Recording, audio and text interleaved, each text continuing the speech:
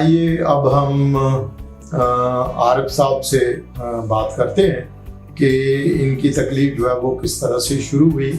और किस तरह से उनकी कंडीशन शुरुआत में किस तरह से हुई और फिर आस्ता आस्ता किस तरह से तकलीफ बढ़ती गई। तो आरिफ साहब, आपको ये जो हार्ट फेलियर के अलामात शुरू हुए तो ये किस तरह से शुरू हुए, फिर आस्ता आस्ता किस तरह से बढ़ते गए और फिर आपने क्या किया और आखिर में किस तरह से फिर यहाँ जो है वो दाखिले के लिए जो है आप पहुँचे? अस्सलाम वालेकुम जी। मैं ईद के बाद थोड़ा मुझे महसूस हुआ कि मुझे चलने फिरने में, रमज़ान की ईद के बाद मुझे चलने फिरने में थोड़ा मसला हो रहा था, सांस फूल रहा था और थोड़ा सा वो जो है ना खाने पीने में भी मसला था।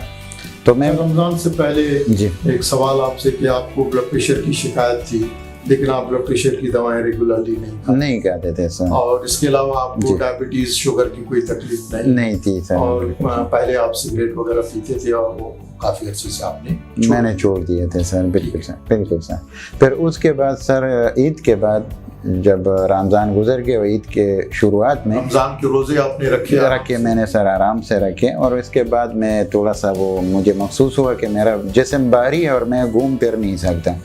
तो मैं सर मुख्तलिफ डॉक्टरों के पास मुख्तलिफ दवाइयाँ लेते रहे, कभी ताकत की, कभी बुखार की, कभी क्या मुख्तलिफ अस्पतालों में भी गया, लेकिन कुछ ऐसा 1-2 दिन तो हो जाता था, तकलीफ़ कम हो जाती थी, लेकिन फिर रात को मैं सोते एकदम उठ जाता था और बाहर चला जाता था गेट में या ऐसे हवा में बैठ जाता था। तो थोड़ी देर बाद वापस आके फिर भी मैं थक जाता था, लेकिन मुझे नींद नहीं आती थी। फिर सर उसके बाद मेरा जो है ना सूजन हो गई पाँव में, थोड़ा बहुत हो रहा था, कभी ज़्यादा हो जाता था, कभी कम हो जाता था। फिर उसके बाद बिल्कुल मैं न खड़ा हो सकता था न बैठ सकता था, घूमने फिरने में तो मतलब बहुत ज़्यादा थक जाता था सर और सांस फूल जाता। तो इसी वजह से मैं फिर और भी कोशिश मैंने की कि मैं ठीक हो जाऊं। मुझे ये पता नहीं था कि ये हार्ट फेलियर है, या इतना मालूमात मुझे नहीं था। जो बाहर से डॉक्टर वगैरह आपको दवाएं दे, मुख्तलिफ दवाएं सर दिए, तो उन दवाओं का कोई फ़ायदा नहीं हुआ सर, बस तकलीफ आपकी बढ़ती जा रही थी सर। फिर उसके बाद मुझे एक डॉक्टर मिला, उसके पास मैं गया तो उसने कहा कि उसने सर डॉक्टर एक्सरे किया और डॉक्टर असदुल्लाह सुमरो साहब का, हाँ सर, पानी है सर, और आपका फेफड़ों से पानी निकाला कि फेफड़ों के पानी निकाल के बिल्कुल सर और चेकअप के लिए भेज दिया सर। शक था कि शायद ये नमूनिया या उसकी जी बिल्कुल टीबी या नमूनिया, हाँ सर बिल्कुल सर। एक्सरे भी किया और टेस्ट भी किया, वो भी चला गया और मुझे इको के लिए भेज दिया। तो यहाँ पे डॉक्टर असदुल्लाह सुमरो साहब था, उसने जब मेरा इको चेक किया तो उसके बाद उसने कहा कि आपका तो मसला बड़ा है और आपने बहुत देर कर दिए। तो उसने इमीडिएटली मुझे जो है ना एडमिट किया सर ने, और उसके बाद जो है ना मेरे का टेस्ट जो है पिछले 4 महीने में ये आपका पहली दफ़ा सर हुआ था ECG और एको पहली दफ़ा हुआ था सर। मुख्तलिफ दवाएं का लिए थे, बहुत सारे हर चीज़, लेकिन कोई फ़ायदा नहीं हुआ था। फिर उसके बाद जब मैं एडमिट हुआ तो उसके बाद मेरा जो मेडिसिन शुरू हो गई, उसके बाद फिर मेरा सेहत काफ़ी बेहतर होने शुरू हो गया और मैं कम अज़ कम बिल्कुल भूख, हाँ बिल्कुल सूजन भी कम हो गई और मुझे चलना फिरना, और 4 महीने के बाद पहली दफ़ा बिल्कुल सर मैं आराम से सो सका। और फिर मैं बहुत ज़्यादा जो है ना डॉक्टर साहब की शुक्रिया अदा करता हूँ कि मुझे एक नई ज़िंदगी मिली। और 5-6 दिन के बाद जो है ना फिर मुझे डिस्चार्ज किया और मैं मेडिसिन कंटिन्यू करता रहा। तो माशाल्लाह अभी मैं बहुत बेहतर हूँ और मुझे जो है ना कोई तकलीफ़ नहीं है, न मेरे जिस्म में कोई तकलीफ़ है, न मुझे चलने फिरने में कोई, न सांस फूल रहे हैं और मैं अपना काम आसानी से कर सकता हूँ, न मुझे थकन होती है। बल्कि मैं पहले जो ज़िंदगी थी मेरे उससे मैं भी बेहतर हूँ अभी बहुत ज़्यादा। तो मैं बहुत खुश हूँ। और पहले जो आपका वज़न था जी बहुत ज़्यादा, वो 80 kg था सर, और मैं बिल्कुल जो है ना अपने जिस्म अपने ऊपर जो है ना बोझ महसूस करता था। लेकिन अभी माशाल्लाह मेरा जो है ना वज़न भी कम हो चुका है काफ़ी हद तक और मैं घूम फिर सकता हूँ, आसानी से अपने काम कर सकता हूँ। और जो भी मामूली पहले जिंदगी, आपको थकावट होती थी, थोड़ा सा काम हाँ बिल्कुल सर, बिल्कुल सर नहीं होता, चल नहीं सकते थे, मैं अब आप आराम से अपना जी काम जी कर बिल्कुल रहे हैं। बिल्कुल बहुत आसानी से अपना काम कर सकता हूँ और आराम से अपना जो है ना वो सो भी सकता हूँ अपने टाइम पे, और ज़िंदगी बहुत ज़बरदस्त दूसरी अभी एक हो गई। चीज क्योंकि आप बता रहे थे कि आप पानी ज्यादा शुरुआत में आपको प्यास लगती थी तो जी जी पानी बिल्कुल, ज्यादा पीते थे, जी जी बिल्कुल, उसके बाद जब पानी पर भी बंदिश लगाई गई जी सर, 1.5 लीटर जो उससे भी काफी जी ज्यादा सर, उससे बेहतर बहुत बहुत सर उसके वजह से तो मैं बहुत बेहतर हो गया हूँ, और बहुत जो है ना सेहत मेरा काफ़ी हद तक जो है ना बल्कि मुकम्मल तौर पे सही हो अच्छा, गया घर में जाने के बाद फिर आप अपना वजन भी करते रहे? जी बिल्कुल, रोज़ाना मैं करता था वजन अपना, जैसे काफी वजन तो काफ़ी वजन वो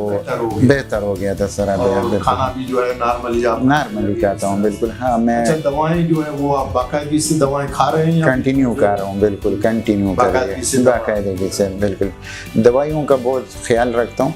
और इसी वजह से और डॉक्टर असदुल्लाह सुमरो साहब की वजह से जो है ना मेरा आज जो है ना मुझे अपनी एक नई ज़िंदगी मिली है,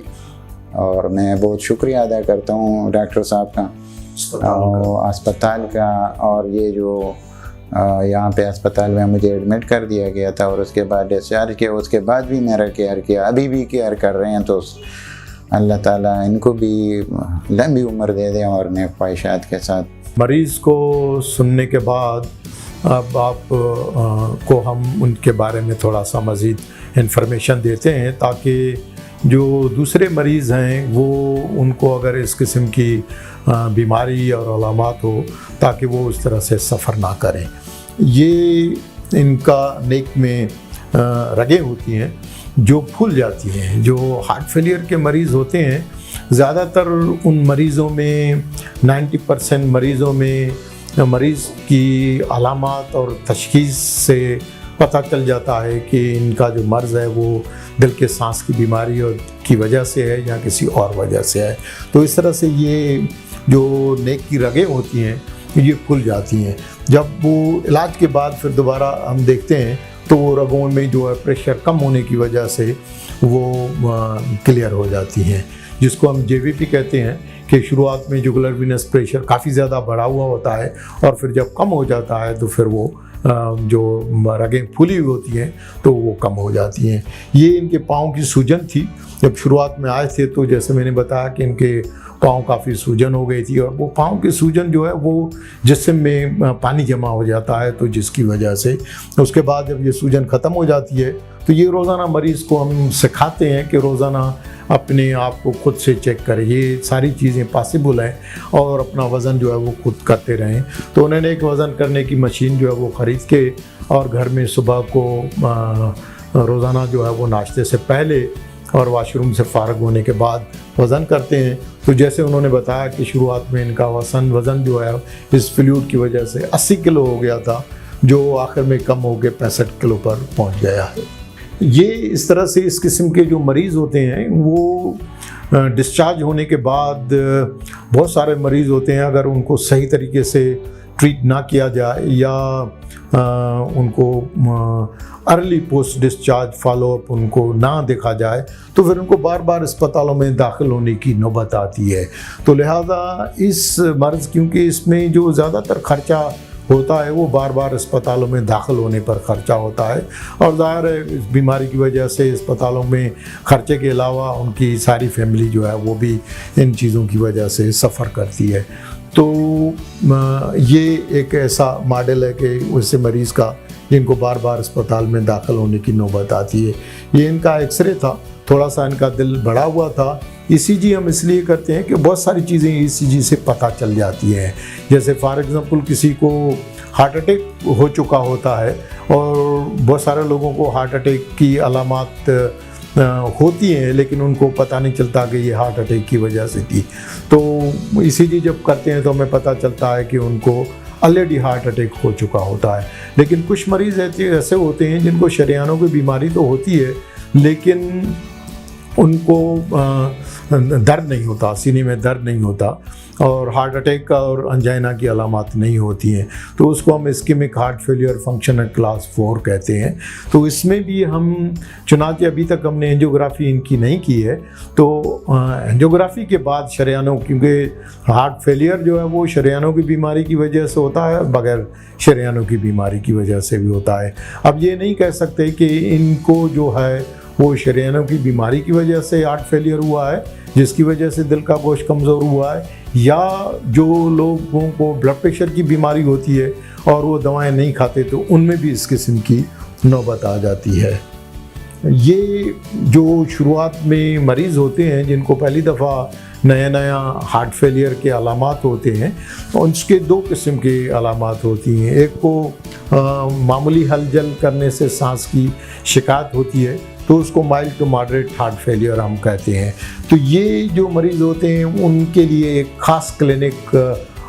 होती है जिसको हम rapid access heart failure clinic कहते हैं, जो हमारे यहाँ मौजूद है। इस क्लिनिक की ब्यूटी ये है कि इस क्लिनिक के लिए आपको डॉक्टर से अपॉइंटमेंट लेने की ज़रूरत नहीं होती है। बस टाइम से अगर आप आ जाएं और rapid access heart failure clinic के लिए, और उसी दिन ही सारे टेस्ट करके और हम पता कर लेते हैं कि अगर किसी मरीज़ को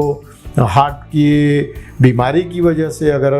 सांस की शिकायत है, हार्ट फेलियर है, तो फिर उनको मज़ीद इलाज शुरू करके उनको मज़ीद इन्वेस्टिगेट करते हैं, और अगर कुछ भी नहीं है तो फिर उनको वापस जिस डॉक्टर ने उनको भेजा है उनको वापस जो है वो भेज देते हैं। अलबत्ता जिन मरीज़ों को ज़्यादा सांस की शिकायत होती है, सीवियर हार्ट फेलियर, तो वो मरीज़ जो है फिर किसी भी अस्पताल में इमरजेंसी का रुख करते हैं, और इमरजेंसी के बाद यूजुअली ऐसे मरीज़ों को अस्पताल में दाखिल किया जाता है, और अस्पताल में दाखिल होने के बाद फिर उनको post discharge heart failure clinic होती है। क्योंकि ये जो मरीज़ हैं फिर इनको 3 महीने और 6 महीने की अपॉइंटमेंट नहीं देनी पड़ती, क्योंकि फिर 3 या 6 महीने के दौरान इनके आर्गन्स जो है, मेजर आर्गन गुर्दे जिगर पर वर्म जो है वो आने की वजह से, या दवाओं के जो मनफी असरात हैं वो शुरू होने की वजह से फिर उनको दोबारा अस्पताल में दाखिल होने की नौबत आती है। तो लिहाजा इनको post discharge heart failure clinic में देखकर, और उनको पोस्ट डिस्चार्ज जो heart failure early heart failure clinic होती है उसकी ब्यूटी ये है कि जो दवाएं शुरू कर देते हैं हम, गाइडलाइन डायरेक्टेड मेडिकल थेरापी शुरू कर देते हैं, तो उनके मनफी असरात और उसके साथ साथ फिर उनकी जो दवाएं होती हैं उन दवाओं को डोजेस को टाइट्रेट करके हमें टारगेट डोज पर पहुंचना पड़ता है। क्योंकि अगर टारगेट डोज पर ना पहुंचें तो फिर उसके जो मॉर्टेलिटी बेनिफिट्स हैं या जो क्वालिटी ऑफ लाइफ इम्प्रूव होने के जो बेनिफिट्स हैं वो मरीज़ों में इतने ज़्यादा नहीं होते जितना उनको अगर वो टारगेट डोज पर पहुंचने से होते हैं। मैं रोज़ाना यहाँ अल्तमर जनरल हॉस्पिटल में हार्ट फेलियर के मरीज़ों के लिए ख़ास क्लिनिक करता हूँ, और ये मुख्तलिफ़ किस्म की हार्ट फेलियर की क्लिनिक्स हैं। हमला लोगों के लिए अगर उनको कोई हार्ट के प्रॉब्लम्स हैं, उनमें ख़ास करके डिलीवरी के बाद पेरीपार्टम कार्डियोमायोपैथी के और उसके प्रॉब्लम्स होते हैं, या कैंसर से जो रूबस सेहत हो जाते हैं, मरीज़ हो जाते हैं, उनका कैंसर का मर्ज़ तो ठीक हो जाता है लेकिन उसकी वजह से कल्ब पर मनफी असरात पड़ते हैं, तो उनके लिए कार्डियो ऑन्कोलॉजी क्लिनिक होती है। तो ये कोई एक क्लिनिक नहीं होती, ये पूरा एक नेटवर्क होता है हार्ट फेलियर, मुख्तलिफ हार्ट फेलियर क्लिनिक्स का। तो अगर आप में से किसी को भी हार्ट फेलियर के अलामात हो तो वो हार्ट फेलियर क्लिनिक में किसी भी दिन अल्तमर जनरल हॉस्पिटल में सुबह या शाम आके दिखा सकते हैं।